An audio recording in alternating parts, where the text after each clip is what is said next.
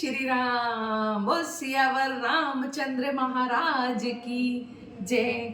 तो आपको खूब सारी ढेर सारी बहुत सारी दशहरे की शुभकामनाएं। आप और हम मिलकर आज मना रहे हैं दशहरे का पावन पर्व। तो बहुत अच्छे से पूजा अर्चना वंदना सब संपन्न हो गई है और कैसे कैसे पूजा करी है हमने ये तो मैं आपको जरूर से दिखा ही दूंगी।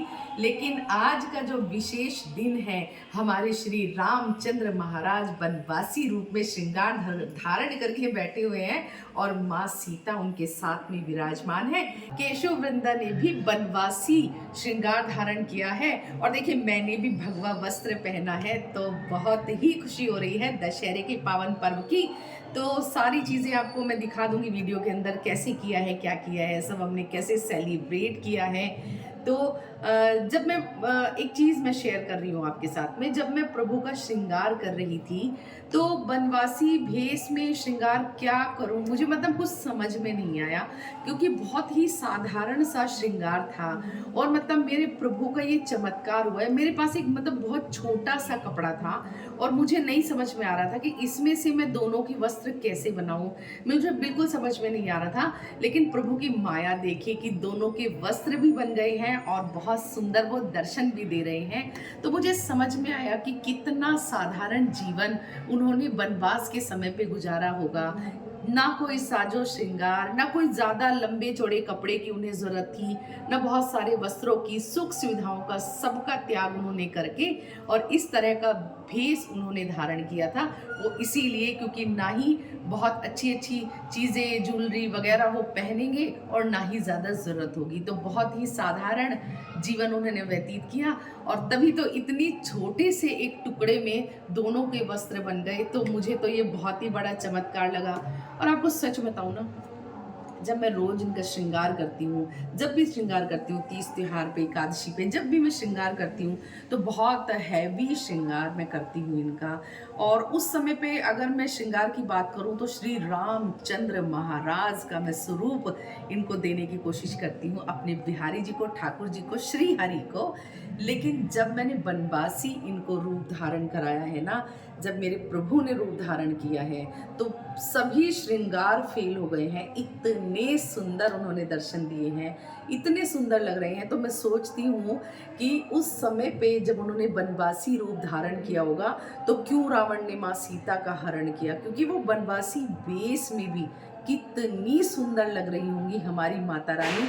तो चलिए जी, श्रृंगार मैं आपको दिखा देती हूँ क्योंकि मैं बोलती रहूंगी, आपको बताती रहूंगी कि कैसा श्रृंगार है, ऐसा श्रृंगार है, इतने सुंदर लग रहे हैं। तो उससे कुछ फायदा नहीं होगा, आप देखेंगे तो खुद ही बताएंगे कि कितने सुंदर लग रहे हैं वो साधारण से श्रृंगार में। तो चलिए जी, दर्शन करा देती हूँ आपको, दर्शन करा देती हूँ आपको। देखिए अखंड ज्योति अभी तक जल रही है मेरी, क्योंकि दशमी तिथि तक ये जलती ही है, इसको जलना भी चाहिए क्योंकि नवरात्रि हमने पूरी कर ली है।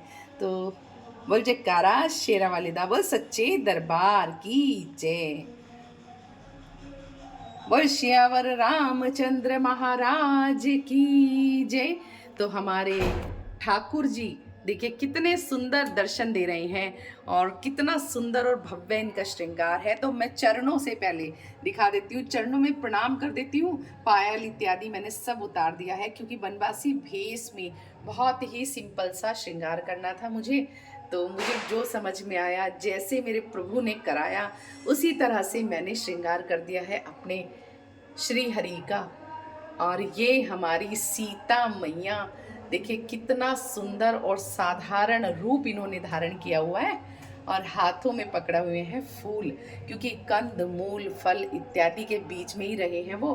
तो देखिए इस प्रकार से श्रृंगार धारण किया है हमारी सीता मैया ने। और हमारे केशव लाडले लाल श्री हरि हमारे राम जी के रूप में देखिए कितने सुंदर दर्शन दे रहे हैं। और ये रही हमारी सीता मैया। और फूलों का थोड़ा सा हल्का सा इन्होंने श्रृंगार धारण किया है, फूल वाला। और बस ये देखिए भगवा वस्त्र पहना हुआ है दोनों ने। और ये हमारे रामचंद्र भगवान, हमारे श्री हरि आज हमारे नारायण आज रामचंद्र भगवान के रूप में दर्शन दे रहे हैं। बोल सियावर रामचंद्र महाराज की जय। और शालिग्राम भगवान तुलसी महारानी के आप दर्शन कर रहे हैं, और बाकी मैंने पूजा अर्चना सब कर ली है, वो भी मैं आपको दिखाऊंगी। और यहाँ पर सारी पूजा संपन्न हुई है दशहरे की। तो दशहरा हमारे यहाँ पे ऐसे ही पूजते हैं जैसे मैंने आपको दिखाया है। तो यहाँ से मैं पूरे आपको मंदिर के दर्शन करा देती हूँ, तो देख सकते हैं आप।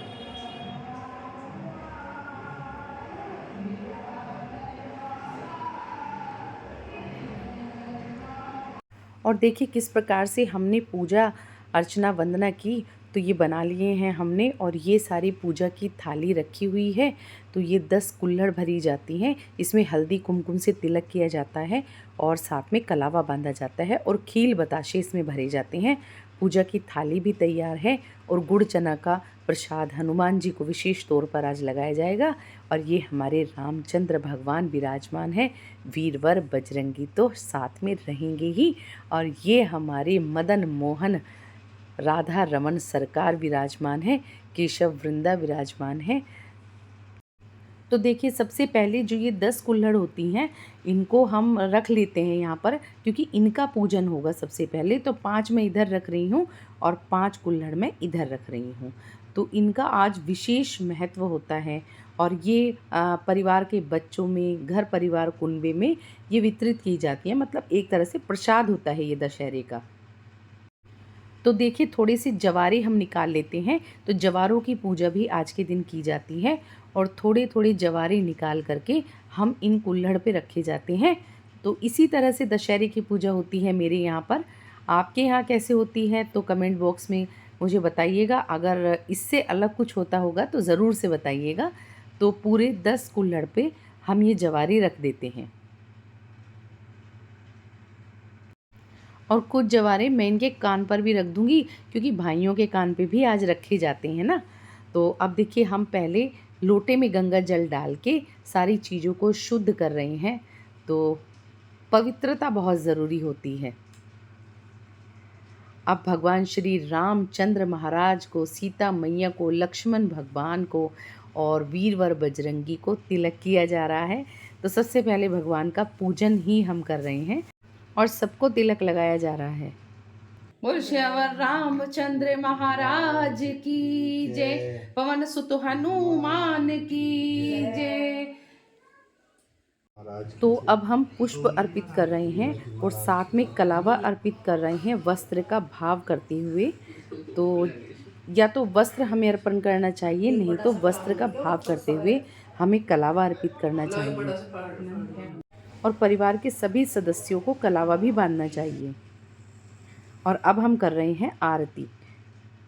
राजा राम तेरी आरती उतार, आरती उतार तेरे संग बंदवार, आरती उतार नाभ भाग शोभित जग जननी, चरण विराज है सुत अंजनी। है राजा राम तेरी आरती उतार, हे राजा राम तेरी आरती उतार, आरती हनुमत जी मन भावे, राम कथा नित्य शिव जी गावे।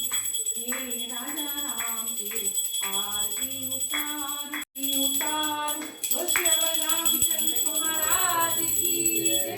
पवन सुत हनुमान की जय। मन में दूर करे ओम जय जगदीश हरे। माँ तुम अंतर्यामी, स्वामी तुम अंतर्यामी, पार ब्रह्म परमेश्वर तुम, ब्रह्म परमेश्वर तुम सबके स्वामी। ओम जय जगदीश हरे। विद मिलूं दया मैं कैसे मिलूं गुसाई, तुमको मैं कुमति। ओम जय जगदीश हरे। दीन बंधु दुख हरता तुम ठाकुर मेरे, स्वामी तुम रक्षक मेरे। करुणा हाथ उठाओ अपनी शरण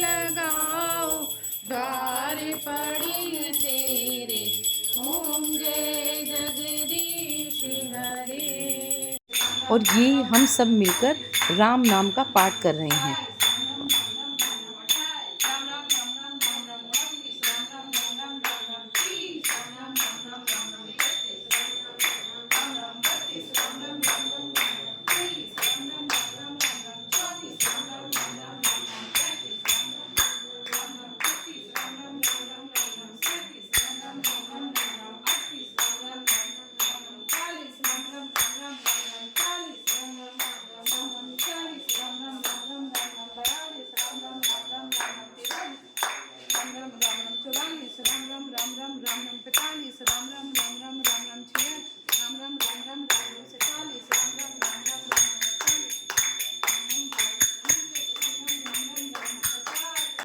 भोग लगा जाओ, ऐसा भोग लगाओ मेरे प्रभु, सब अमृत हो जाए रे प्रभु, सब अमृत हो जाए।